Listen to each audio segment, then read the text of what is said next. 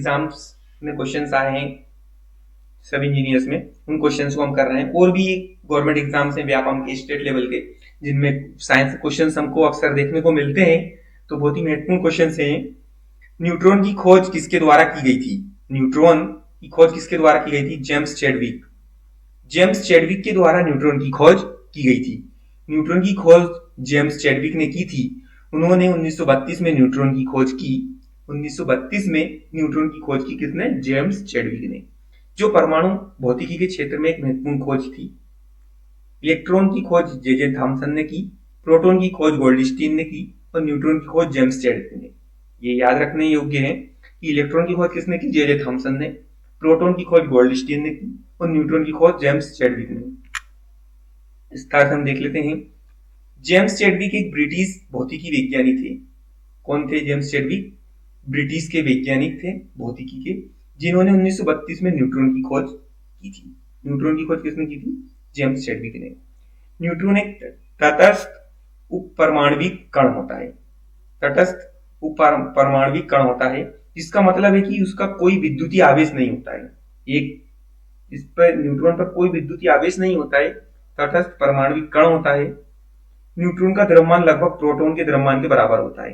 Proton जो होता है उसके द्रव्यमान के बराबर ही न्यूट्रॉन का द्रव्यमान होता है। कण के अंदर, अणु के अंदर, परमाणु के अंदर। चैडविक ने अपनी खोज के लिए 1935 में भौतिकी का नोबेल पुरस्कार जीता था। भौतिकी में नोबेल पुरस्कार मिलता है, वो भी 1935 में इनको मिला था और 1932 में इन्होंने न्यूट्रॉन की खोज की थी। क्वेश्चन नंबर 27, वाहनों से निकलने वाली प्रदूषित गैस मुख्य रूप से खालिस्तान है। वाहनों से निकलने वाली का जो गैस निकलती है, कोई भी वाहन चल रहा है जो पेट्रोल से चल रहा है, उसमें गैस निकलती है, वो क्या होती है? उसमें क्या होता है? Carbon monoxide. Carbon monoxide, CO। ये वो जहरीली गैस होती है। कार्बन, वाहनों से निकलने वाली प्रदूषित गैस मुख्य रूप से कार्बन मोनोऑक्साइड, CO, इसका सिंबल है। Carbon dioxide, CO2, nitrogen oxide, NX, sulphur dioxide, SO2, particular matter और वाष्पशील कार्बनिक यौगिक होते हैं। इसमें होते तो बहुत सारे कण हैं, लेकिन मुख्य रूप से निकलने वाली, मुख्य रूप से कार्बन मोनोऑक्साइड सबसे ज्यादा होती है। कार्बन डाइऑक्साइड भी होती है, कार्बन नाइट्रोजन ऑक्साइड होती है, सल्फर डाइऑक्साइड होती है और पर्टिकुलर अन्य वाष्पशील कार्बनिक यौगिक भी इसमें शामिल होते हैं।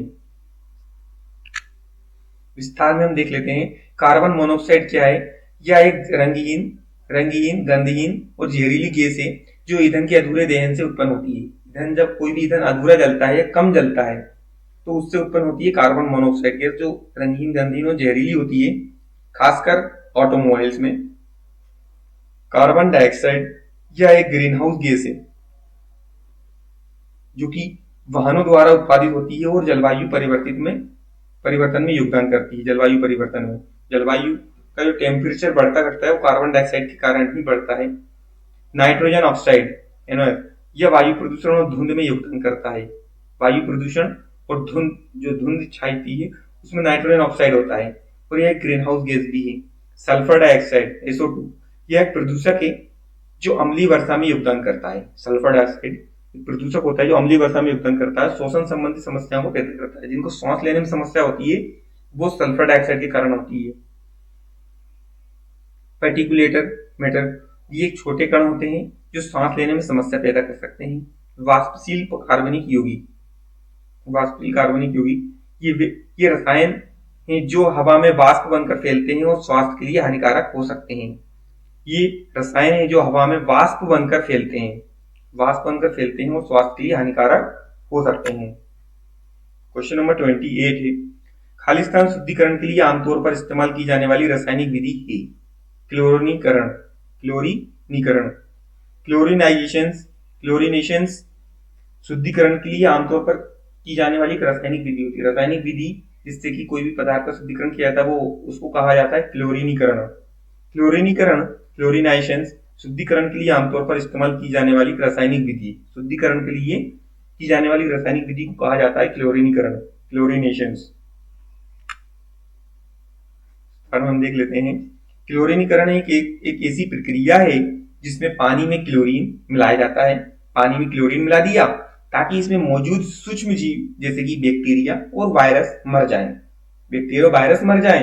एक सुरक्षित और प्रभावी तरीका है पानी को पीने योग्य बनाने के लिए। पानी को पीने योग्य बनाने के लिए पानी में क्लोरीन मिला दिया जाता है, एक फिटकरी आती है जिससे कि क्या होता है, पानी में मौजूद बैक्टीरिया और वायरस मर जाते हैं क्लोरीन के कारण, जिससे पानी पीने योग्य हो जाता है।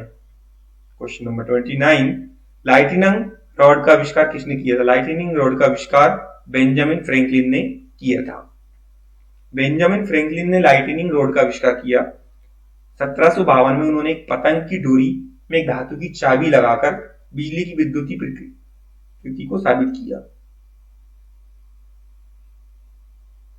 1752 में उन्होंने एक पतली डोरी की धातु की चाबी लगाकर बिजली की विद्युतीय प्रकृति को साबित किया। तंतुओं का मुख्य घटक क्या है? पादप तंतुओं का मुख्य घटक सेल्यूलोज होता है। पादप तंतुओं का मुख्य घटक सेल्यूलोज होता है। अभी हमने क्वेश्चंस किया था पिछले वीडियोस में, तो उसमें हमने देखा था कि जो घास होती है, घास मुख्य रूप से सेल्यूलोज पाया जाता है, जो कि जिसको क्या कहा जाता है, कार्बोहाइड्रेट भी कहा जाता है। तो जो शाकाहारी जीव होते हैं जैसे कि गाय, भैंस, भेड़, बकरी आदि, ये क्या, इनको कार्बोहाइड्रेट कहाँ से मिलता है? घास से मिलता है। और घास में मुख्य घटक क्या होता है? घास का, पादपों का सेल्यूलोज होता है। तो सेल्यूलोज को कार्बोहाइड्रेट भी कहा जाता है।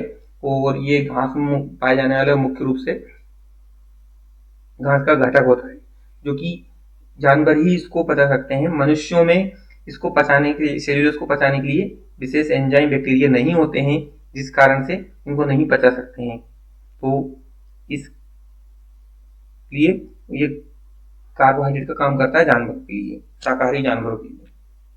तो हमारे 30 क्वेश्चंस कंप्लीट हुए। मिलते हैं नेक्स्ट वीडियो में। वीडियो अगर आपको अच्छी लगती है तो प्लीज वीडियो को लाइक एंड सब्सक्राइब जरूर करें।